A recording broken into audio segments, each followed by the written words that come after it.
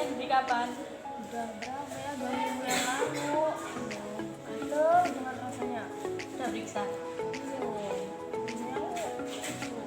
untuk masker itu udah, masih aja batuk-batuk terus.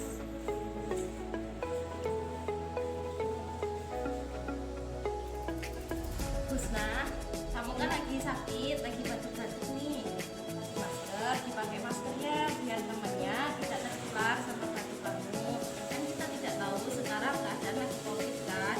Jadi supaya teman-temannya tidak tertular sama Gimana pakai maskernya? Aku nggak bisa.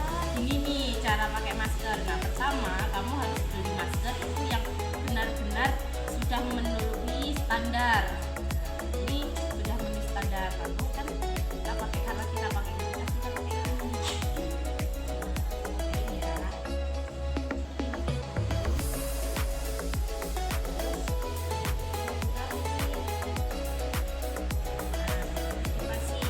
Nah, tapi jangan dinaik turunkan maskernya. Kalau memang kita ada mau makan itu dilepas aja, jangan dinaik turunkan.